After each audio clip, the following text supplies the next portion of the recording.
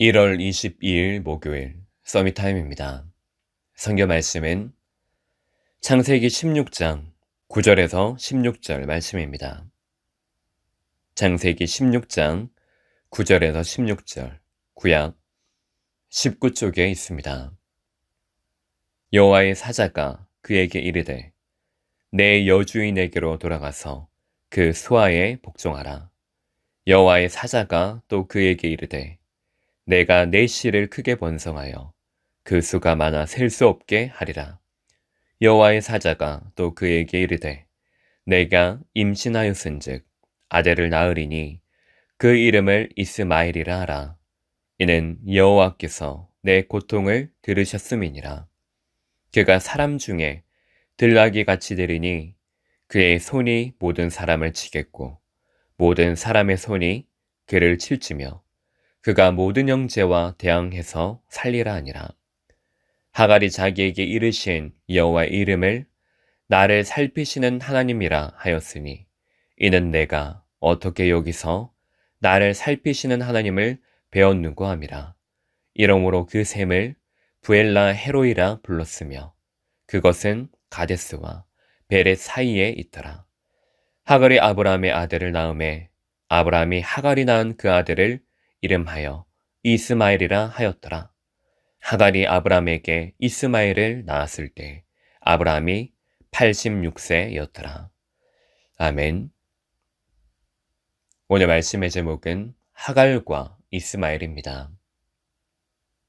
창세기 16장은 아브라함의 불신앙이 사례와 함께 이어지지만 그 속에서 그들을 돌보시는 하나님의 사랑이 기록되어 있습니다. 어제는 불신앙은 반드시 열매가 있다고 했습니다.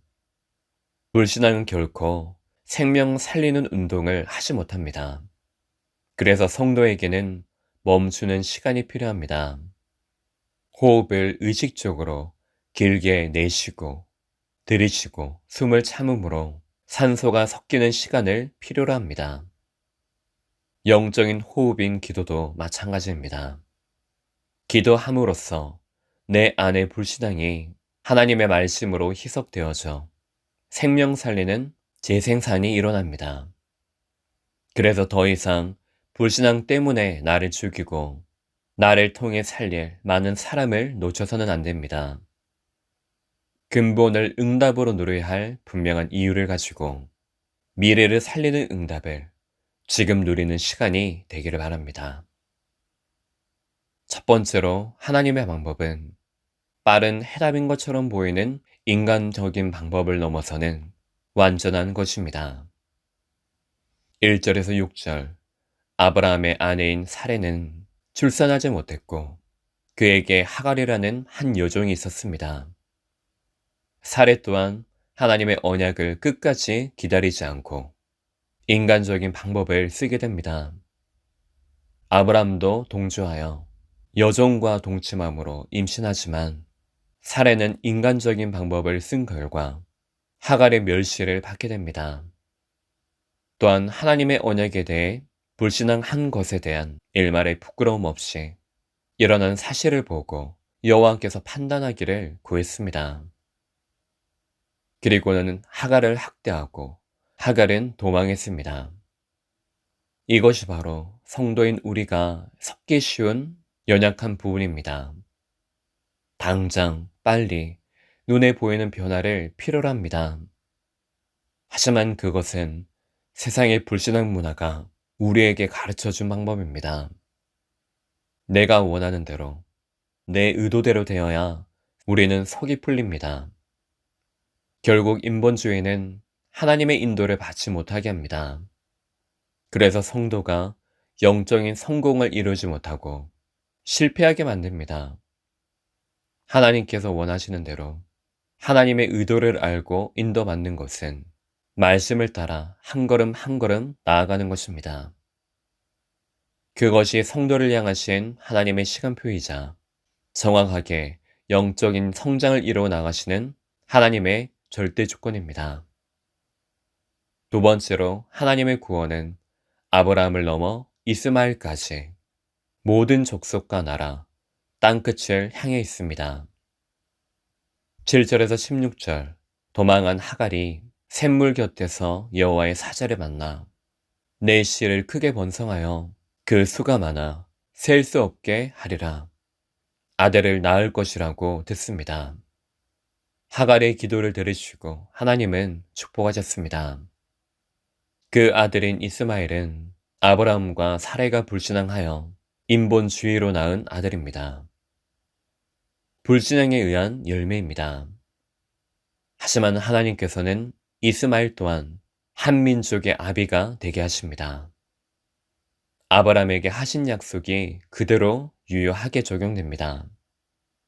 12절과 같이 그의 후손이 모든 사람을 치고 형제와 대항해 살고 있지만 이것을 통해 하나님의 구원을 엿볼 수 있습니다. 아브라함 한 사람을 민족의 근원, 아비로 부르시어 언약의 백성으로 삼으셨습니다. 우리도 아브라함과 같이 영적 이스라엘로 부름을 받았습니다. 구별된 한 사람입니다. 이와 같이 하나님의 구원을 받은 성도는 과거의 나와 같았던 사람을 향해야 합니다. 그게 선교입니다. 나밖에 모르는 이스라엘과 종교 지도자들을 넘어서 하나님은 모든 족속과 나라, 땅끝을 향해 관심을 갖고 계십니다. 내가 지금 못 보고 가고 있지 않은 현장을 향해야 합니다. 그것이 하나님의 구원에 대한 계획입니다. 그 속에 성도 한 사람, 한 가정, 한 교회가 부름을 받았습니다. 언약의 눈을 소유하고 심령의 믿음을 갖추며 삶의 미래를 꿈꾸는 제자로 우리는 미래 사역을 맡은 주역입니다. 이를 위해서 오직 하나님 언약만 증거하는 강단, 뭐든지 살리는 신앙의 문화, 제자에 대한 작은 헌신을 결단하길 바랍니다. 결론적으로 오늘 지금을 넘어 미래를 향한 주역으로 결단하는 시간 되기를 예수 그리스도 이름으로 축복합니다. 기도하겠습니다. 하나님 아버지, 우리를 향하신 하나님의 구원에 대한 계획에 감사합니다. 이제는 나를 넘어서 우리의 현실과 지금을 넘어서 미래를 살리기 원하시는 하나님의 그 계획을 향하여 눈을 들게 하옵소서. 그래서 오늘도 인간적인 방법이 아니라 성령의 인도를 받는 오늘이 되어지게 하옵소서. 그리스도 되신 예수님 이름으로 기도합니다. 아멘.